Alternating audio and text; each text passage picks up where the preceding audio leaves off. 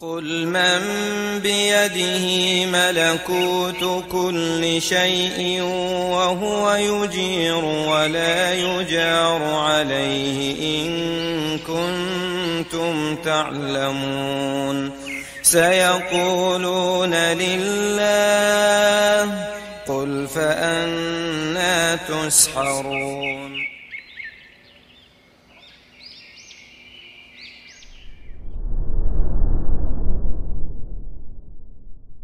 Allahumma fir lana wa li ustadina wa li walidayhi wa li wulati umurina wa li jami'il muslimin. Amma ba'd.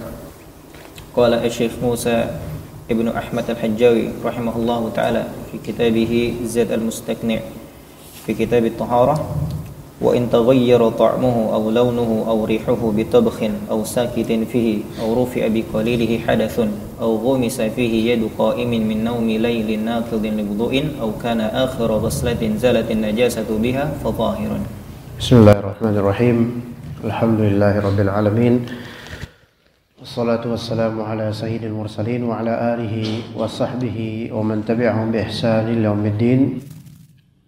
Allahumma inna nas'aluka ilman nafi'a wa rizqan tayyiba wa 'amalan mutaqabbala. Allahumma inna nas'aluka al-'afwa wal 'afiyata fid dunya wal akhirah. Kita lanjutkan insyaallah kajian kitab Zad Al-Mustaqni' fi Ikhtisar Al-Muqni' karya Syekh Musa Al-Hajjawi rahimahullah taala di kitab At-Taharah. Masih masalah al-miyah, yaitu tentang air. Pada pertemuan sebelumnya kita membahas beberapa masalah berkaitan dengan air suci menyucikan.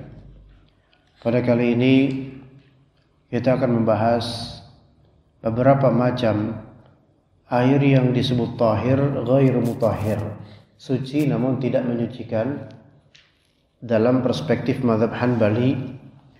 Dan juga begitu pula sebagian dari mazhab lainnya, yaitu mazhab Asy-Syafi'i, memiliki permasalahan yang sama dari air-air yang dianggap tahir atau suci namun tidak menyucikan. Sebagaimana yang ma'lum dan masyhur dalam berbagai mazhab disebutkan bahwasanya air terbagi menjadi tiga, yaitu umumnya menjadi tiga, yaitu air tahur, kedua tahir, ketiga najis. Air itu ada tiga macam, yaitu tahur, suci menyucikan. Kedua tahir ghair mutahhir, yaitu suci namun tidak menyucikan. Dan yang ketiga najis atau mutanajjis, najis secara zat atau air yang terkena najis. Dan semua dari tiga ini rinciannya banyak sekali. Pada pagi hari ini insyaallah kita akan membahas yang nomor dua, yaitu air yang dianggap tahir tapi ghair mutahhir, suci secara zat namun tidak mensucikan lainnya. Tahir ghair mutahhir.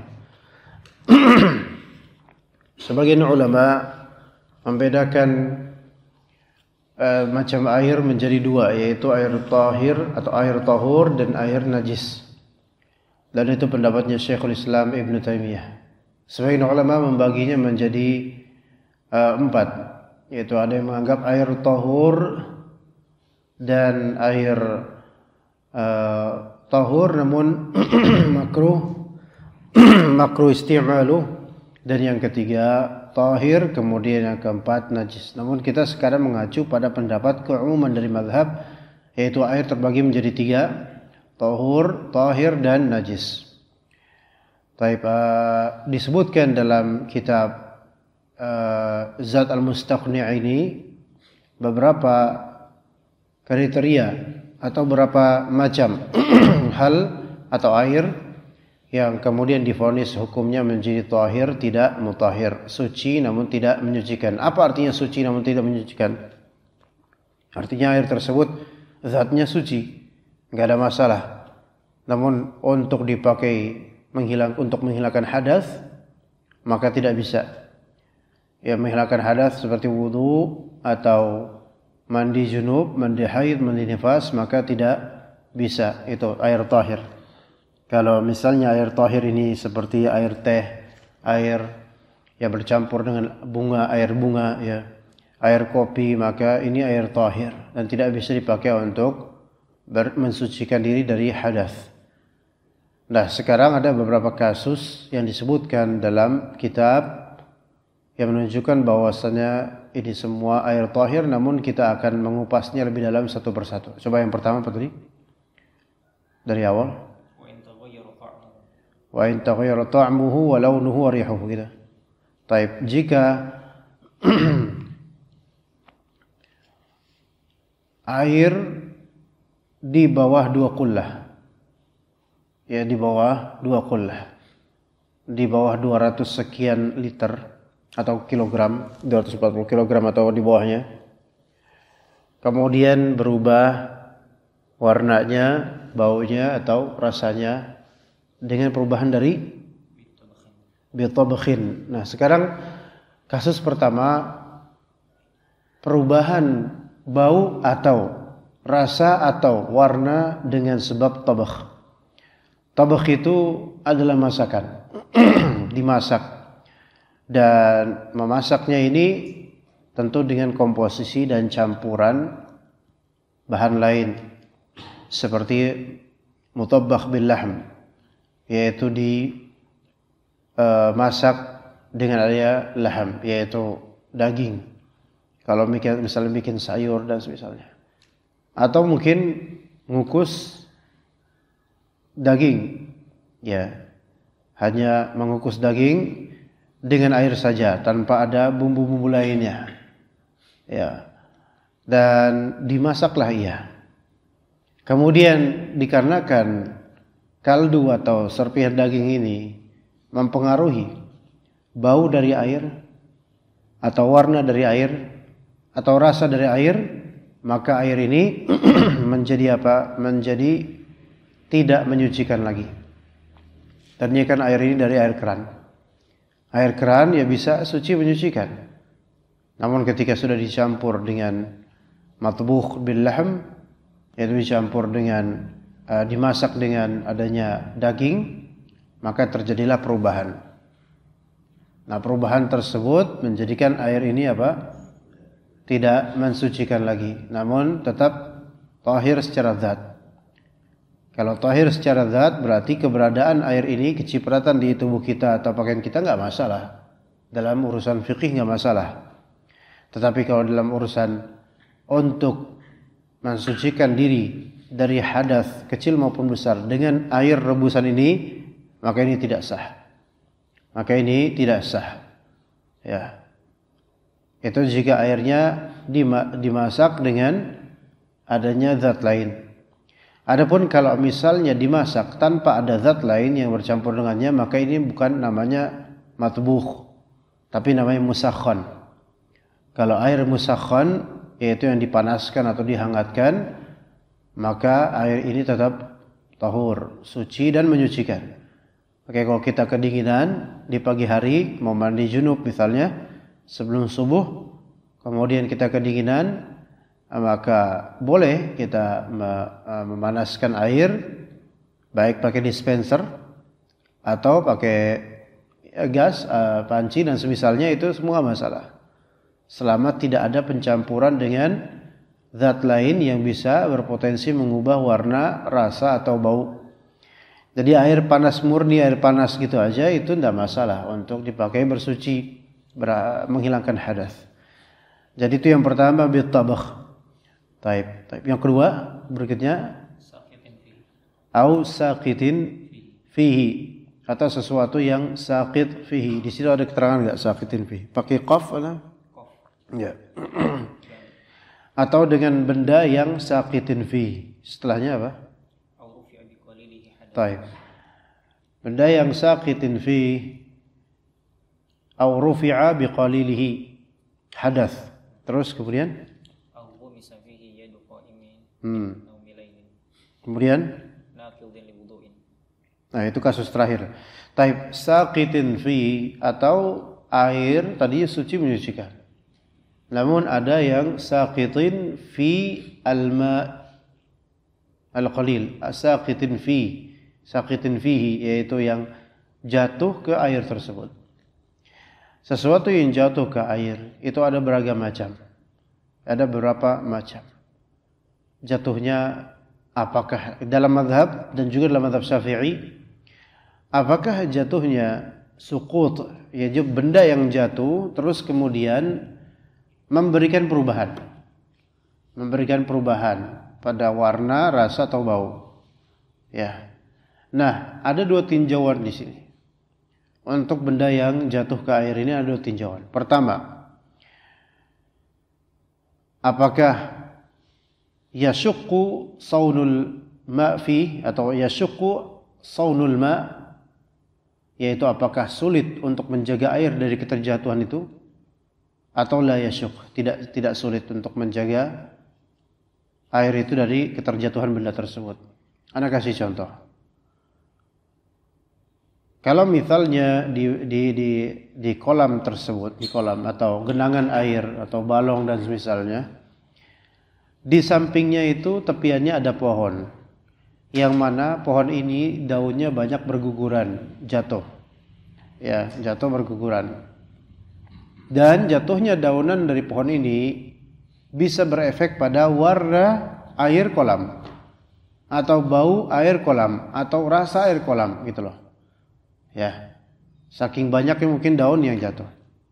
Maka kita tinjau di sini, apakah terjadi masyaqqah fi saunil ma' min, yaitu apakah sulit untuk menjaga air dari jatuhnya itu atau tidak sulit? Jawabannya sulit, karena ini kan namanya berjatuhan daun, kita nggak ngatur dan juga kita nggak tahu kapan aja. Tiba-tiba pagi udah penuh aja dengan daun dan berubah aja airnya misalnya. Maka masyaqqa al-ihtiraz minhu, yaitu susahnya untuk menjaga air dari jatuhnya daun itu memberikan uzur. Walaupun air itu berubah rasa, bau atau warna, maka dalam mazhab dia tetap dianggap tahur, suci dan menyucikan. Ya, suci dan menyucikan. Ini kayak misalnya ini nih di kita ketika musim hujan atau dulu sebelum mungkin 7 bulan lalu atau setahun lalu, kan kita tahu daerah situ kan banyak mata air. Ya, sampai luber kadang-kadang ke jalan.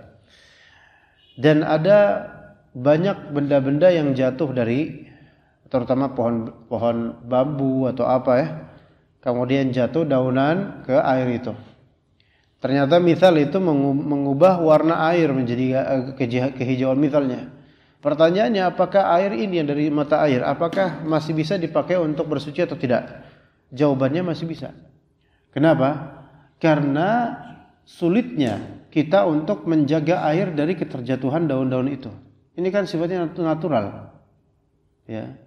Adapun ketika mudah untuk menjaganya darinya, maka dilihat dari tinjauan kedua.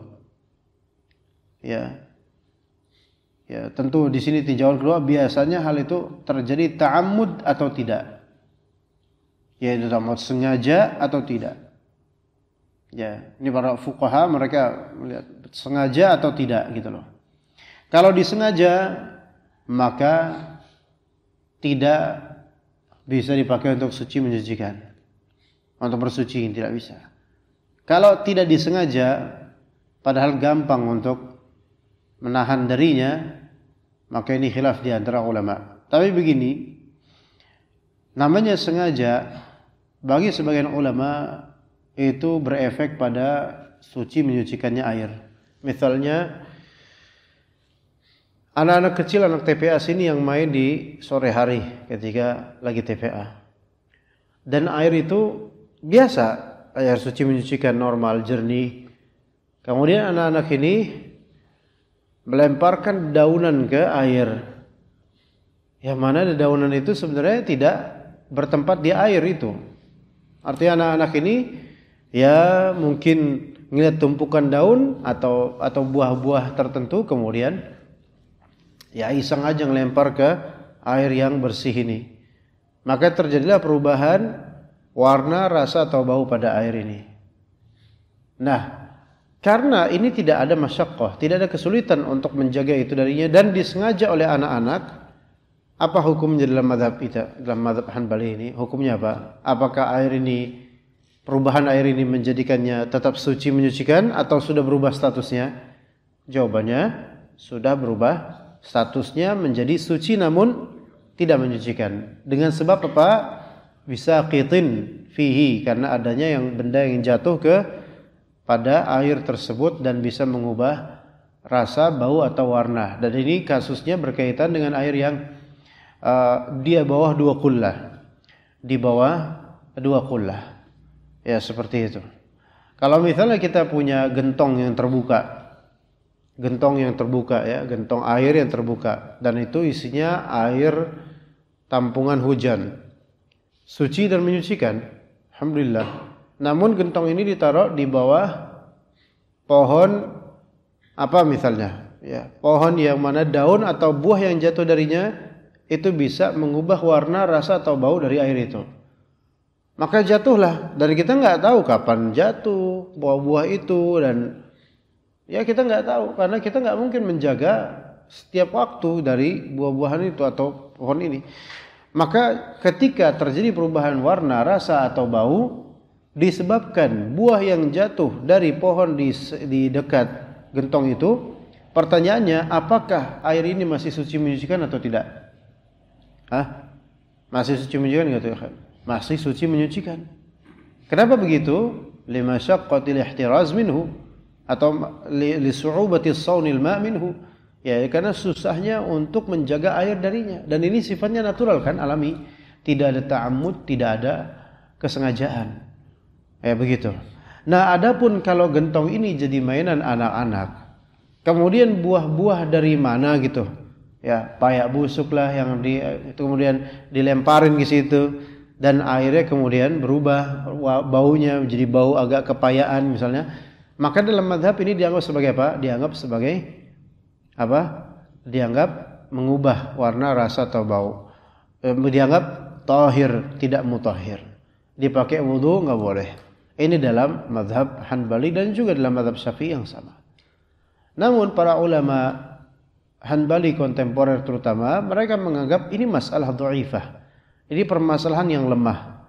Artinya lemah apa? Karena illat yang atau sebab penghukuman yang dipakai oleh ulama-ulama ini itu adalah antara sengaja atau tidak, susah atau tidak untuk menjaganya. Artinya gini, kalau misalnya perubahan disebabkan lumut, perubahan disebabkan jatuhnya dedaunan dan seterusnya, harusnya kalau emang berubah, ya berarti berubah dong gitu. Harusnya berubah.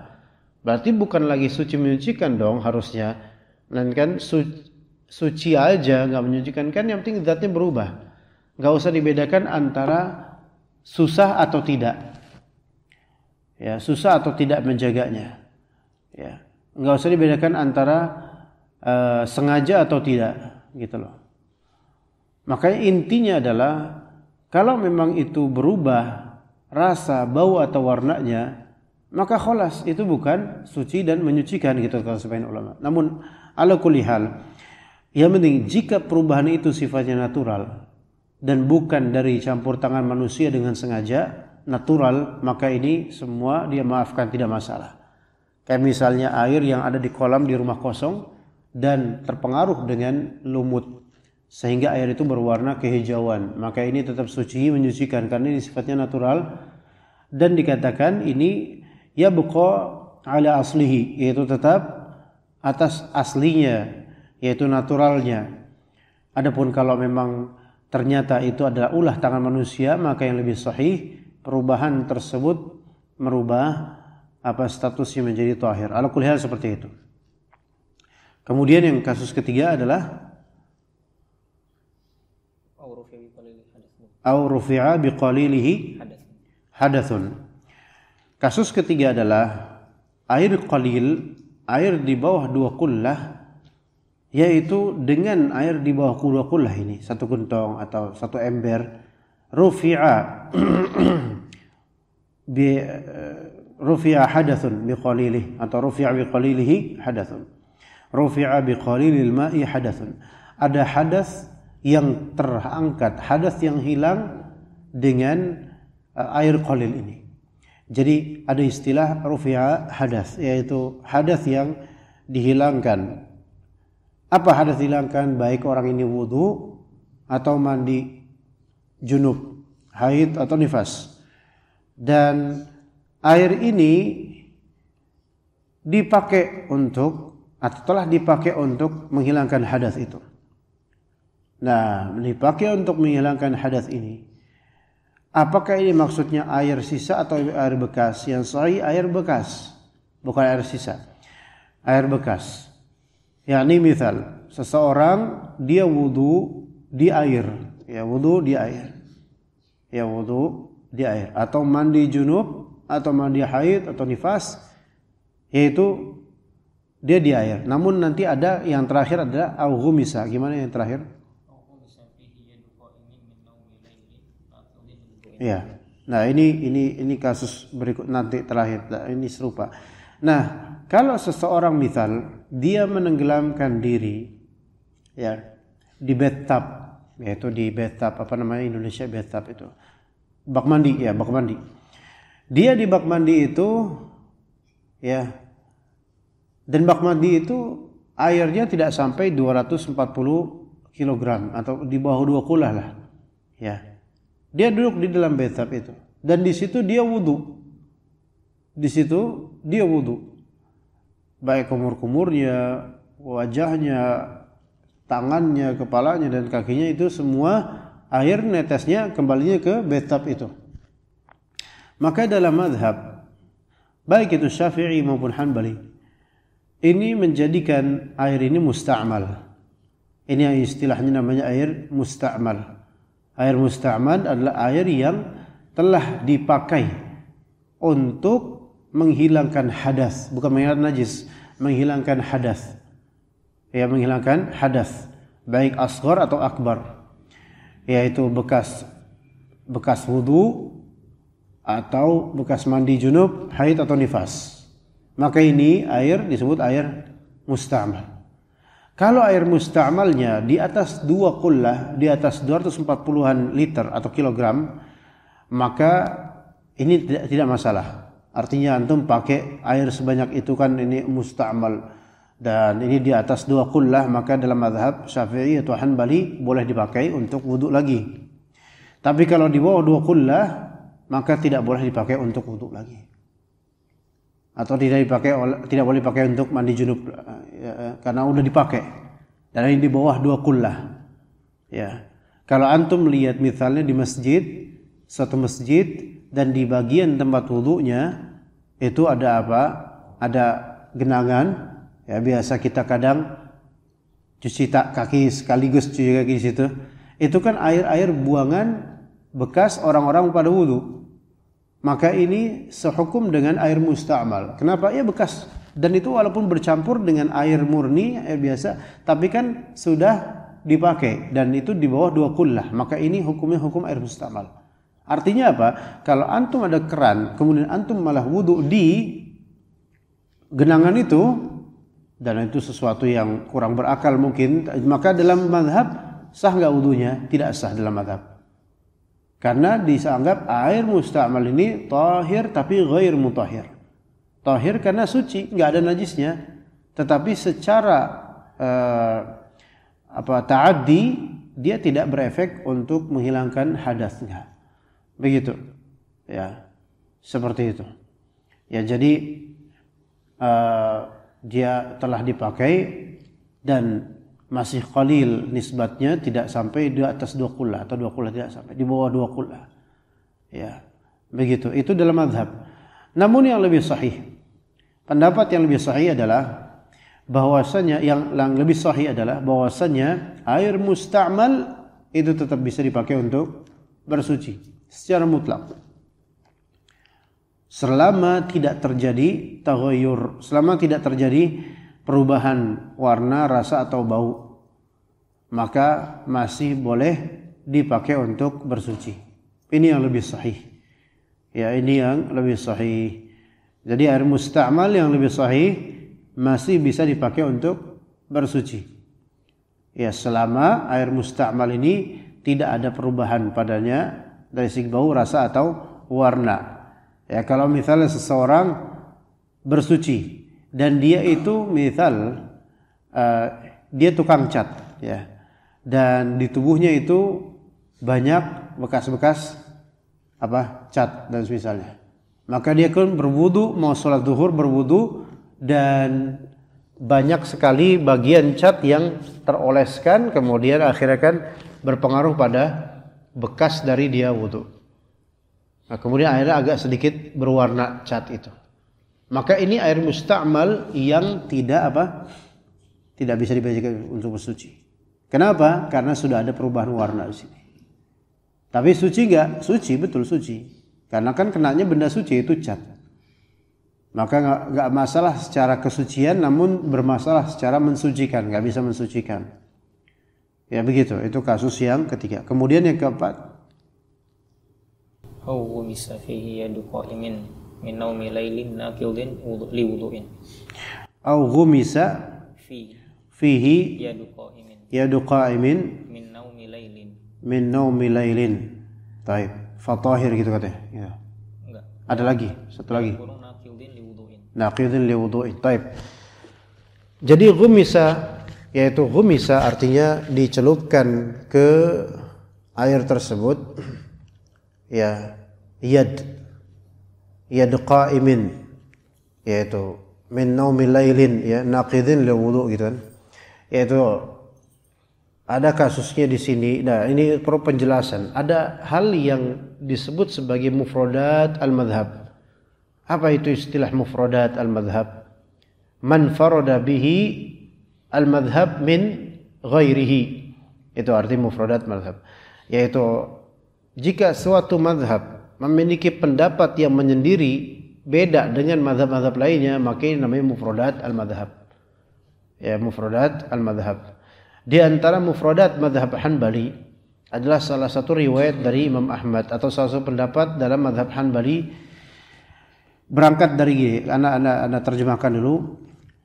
Au ghumisa fihi yadu qa'imin bilailin naqidin lil wudu. Yaitu ada orang baru bangun tidur dari tidur malam. Ya, tidur malam kita tahu tidur yang panjang. Dia bangun tidur malam, kemudian dia mau wudu, tapi bukan dari keran. Dia mau wudu dari apa? Dari bak mandi atau bak, ya, atau ember besar yang ada di kamar mandinya. Nah, belum dia wudu, dia udah ghams, yaitu dia sudah mencelupkan tangannya ke bak mandi tersebut. Ya, ke bak mandi, bak air tersebut. Dia mencelupkan tangannya yang mana dia baru tadi tidur malam. Ya. Maka pencelupan tangan ke air wadah ini itu ternyata bisa mengubah status hukum air tersebut dalam mazhab Hanbali. Dan tidak dalam mazhab lainnya sebenarnya. Dan khususnya di sini adalah orang yang baru tidur malam hari. Dalam mazhab Hanbali diwajibkan untuk mencuci tangan 3 kali sebelum mencelupkan tangan ke air. Yaitu dalam mazhab Hanbali. Karena ini berangkat dari suatu hadis. Nanti Anda sebutkan hadisnya. Artinya begini, dalam mazhab Hanafi, Maliki, Syafi'i, maka kewajiban seperti ini tidak ada. Hanya dalam mazhab Hanbali saja. Mengacu pada hadis Nabi SAW yang nanti akan Anda sebutkan. Jadi kisahnya adalah seseorang tidur malam, kemudian bangun dari tidur malam. Dan bangun dari tidur malam ini, dia mau wudu, namun tidak melalui keran. Kalau melalui keran itu mungkin tidak masalah. Sekarang dia wudu melalui apa? Air, bak mandi, bak air ini. Dan dia enggak menumpahkan, kalau misal pakai gayung, terus dia cuci tangan, oke lah. Tapi dia enggak, dia langsung mencuci tangan langsung di air tersebut, di modal air tersebut. Maka karena tangan ini bisa bermasalah gitu loh, dalam mazhab Hanbali bisa bermasalah disebabkan ada potensi najis, maka air ini pun akhirnya terpengaruh dengan najis ini, statusnya. Walaupun tidak ada perubahan pada air ini. Namun kan dalam mazhab Syafi'i dan Hanbali bahwasanya air di bawah 2 kullah, kalau terkena sesuatu yang bernajis atau potensi najis, maka seluruhnya tidak suci. Mutanajis, najis. Gitu loh. Nah, gitu. Makanya terjadi dalam mazhab Hanbali ini ada dua pendapat mengenai status air ini. Apakah air ini status suci atau air ini dikatakan najis?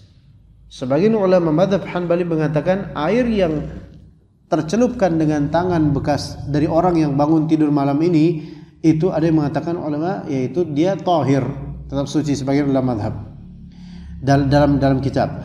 Dan sebagian ulama mazhab Hanbali mengatakan bahwasanya air ini berubah menjadi mutanajis, yaitu terkena unsur najis, maka wajib dibuang. Itu pendapat dalam mazhab Hanbali juga. Jadi ada pendapat, ada yang mengatakan air ini statusnya masih suci namun tidak menyucikan.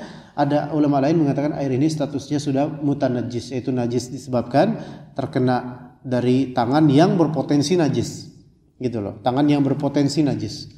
Seandainya tangan ini jelas ada najisnya, gitu kan, maka ya ini kalau ini jelas. Ulama mazhab mengatakan yaitu najis seluruhnya. Walaupun yang lebih tepat adalah tetap tidak langsung kita katakan najis seluruhnya. Sebagai pernah Anda sebutkan mungkin di sini atau di tempat lain, bahwasanya kalau air tersebut tidak ada memiliki perubahan warna, rasa atau bau dari segi najis, maka tidak ada perubahan, dia tetap statusnya normal. Ala kulli hal, kita menuju ke hadis aslinya. Kenapa kok dalam mazhab Hanbali di antara mufradat, pendapat yang menyendiri dalam mazhab Imam Ahmad, tidak pada mazhab lainnya, kenapa kok dikhususkan tidur malam? Ya, karena dalam mazhab Hanbali wajib untuk mencuci tangan 3 kali setelah bangun tidur malam. Ini dalam mazhab Hanbali. Dari hadis Nabi SAW, "Idza istayqadha ahadukum min naumihi fala yaghmis yadahu fil ina'i qabla an yudkhilahuma." "Idza istayqadha ahadukum min naumihi fala yaghmis yadahu fil ina'i hatta yaghsilahuma thalatha." Yaitu jika istayqadha ahadukum min naumihi, jika seorang dari kalian bangun dari tidurnya. Ini kan kesannya masih mau tidur siang kek, mau tidur pagi kek, mau tidur sore kek, mau tidur, semua mutlak tidur apapun, ya.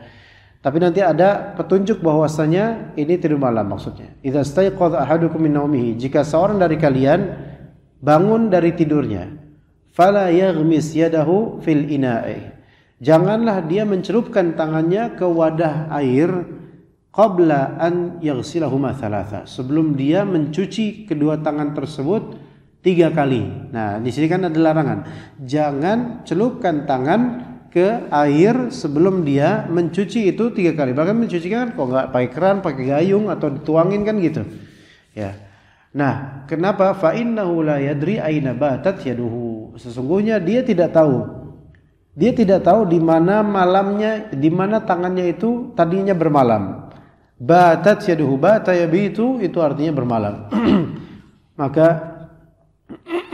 saking detailnya ilmunya Imam Ahmad bin Hanbal rahimahullah dan sebagian ulama mazhab Hanbali, maka mereka mengkhususkan hadis ini petunjuknya dari kata batat yaduhu, yaitu bermalam tangannya. Kalian tidak tahu di mana tangan kalian bermalam.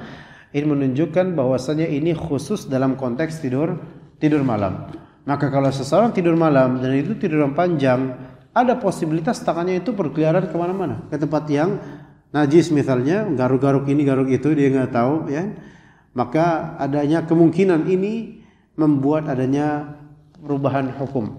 Maka hukum setelah tidur malam dalam mazhab Hanbali itu diwajibkan untuk mencuci tangan 3 kali sebelum berwudu. Dan ini termasuk apa yang tadi saya sebut mufradat mazhab Hanbali, yaitu salah satu pendapat yang menyendiri dalam mazhab Hanbali, tidak pada mazhab-mazhab lainnya. Ya begitu. Maka kalau misalnya di bak air itu setelah antum tidur malam, kemudian antum cuci tangannya itu bukan pakai gayung terus antum tuang ke tangan, atau enggak pakai keran terus dingin, atau pakai shower terus ini, bukan, melainkan antum langsung mencelupkan tangan antum di genangan itu, di air itu, maka dalam mazhab Hanbali air ini tidak lagi suci menyucikan. Bisa aja suci namun tidak menyucikan, atau dia malah dianggap sebagai air yang najis. Karena ada potensi kena najis. Mungkin kita garuk-garuk apa pas. Ya kan kita nggak tahu kalau malam tidur megang apa kan kita nggak tahu, ya kan? Kena najis apa kita nggak tahu, ya. Begitu. Allahu a'lam. Itu jadi di sini kalau tidur malam, ya, itu bukan hanya membatalkan wudhu saja, ya, melainkan juga apa? Melainkan juga dianggap tangannya itu bermasalah, ya, makanya harus dicuci dulu 3 kali sebelum wudhu. Hukum cuci tangan sebelum wudhu itu umumnya adalah sunnah, ya kan? Tapi dalam mazhab Hanbali, iya, umumnya sunnah kecuali wudhu setelah tidur malam.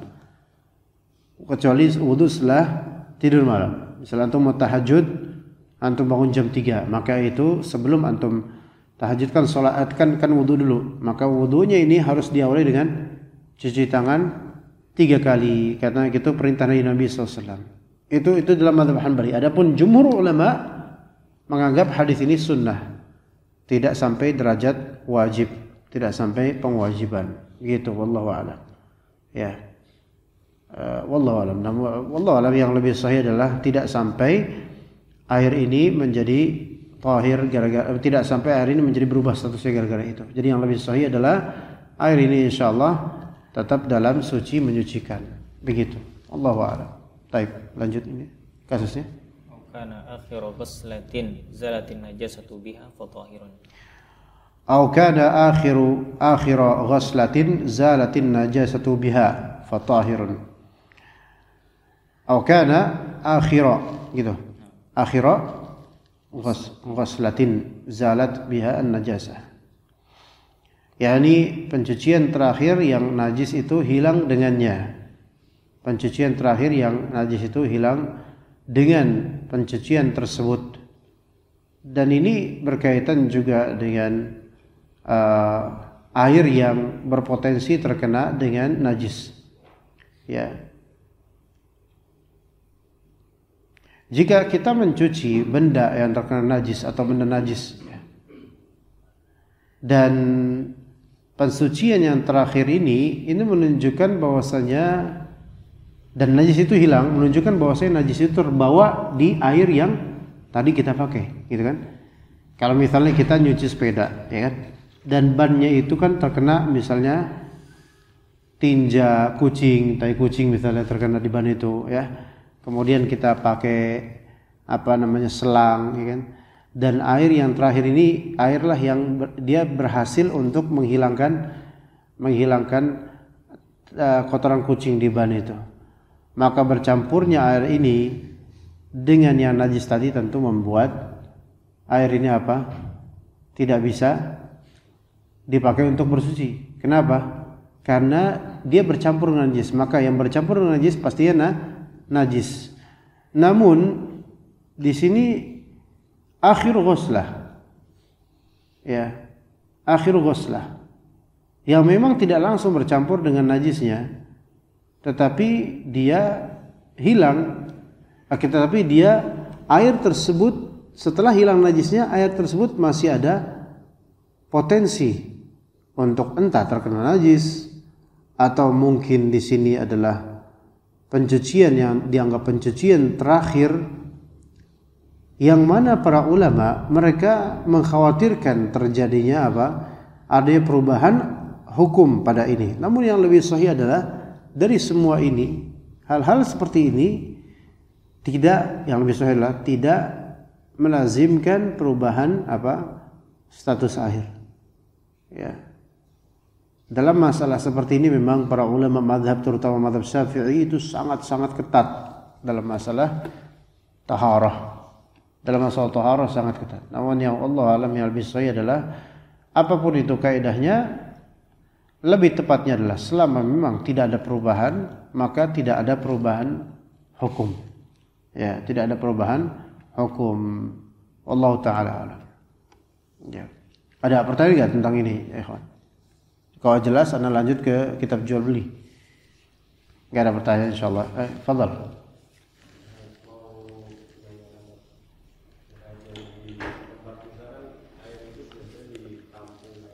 Toren.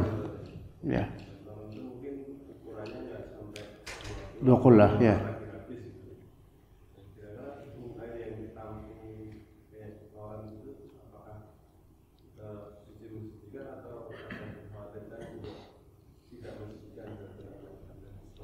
Baik. Air ya jazakallah khair. Air yang ditampung di toren dan itu kurang dari 2 qullah, maka hukumnya suci menyucikan walaupun ada perubahan aroma disebabkan lumpur misalnya. Kan kalau udah lama kan biasanya kan mengendap itu tanah-tanah jadi lumpur ya, hitam bahkan kesannya jorok.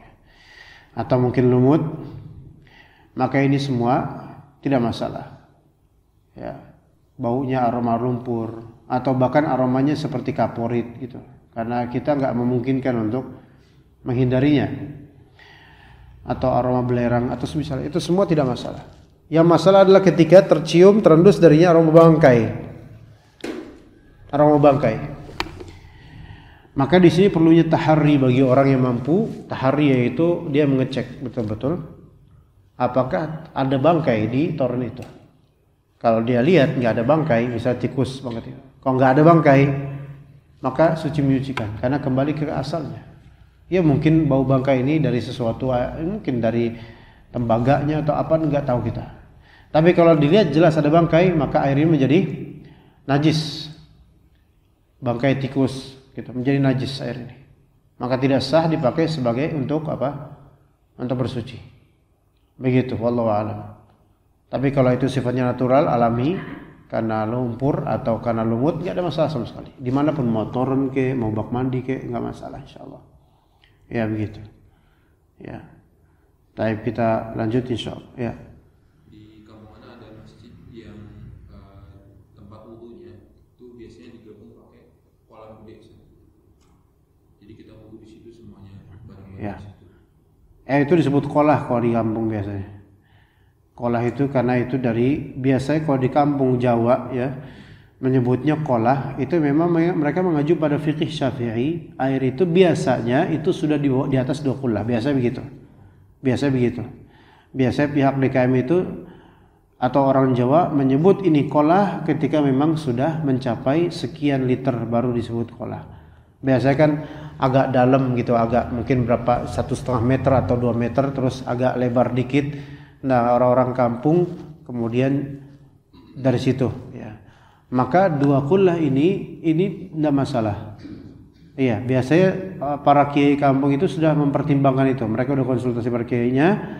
Kalau air ini diameternya sudah melazimkan kalau diisi penuh dengan air 2 qullah, maka disebut qolah. Nah, maka orang mau habis tidur malam terus itu dalam mazhab Hanbali itu tidak masalah. Tidak masalah. Ya, tangannya langsung ke situ dan kalau misalnya tangannya ada najis pun dalam mazhab Syafi'i pun itu enggak masalah. Enggak masalahnya apa? Karena air ini sudah disebut ma' katsir, yaitu air yang banyak di atas 2 qullah. Air yang banyak itu ada najis yang terkena selama tidak mengganggu, tidak mengubahnya, maka dalam mazhab Syafi'i dan Hanbali itu tidak apa? Tidak berubah statusnya. Berangkat dari hadis Nabi SAW, "Idza kana al-ma'u qullataini lam yahmil khabath." Jika air sudah mencapai 2 qullah maka tidak mengandung kenajisan, jadi tidak berpengaruh.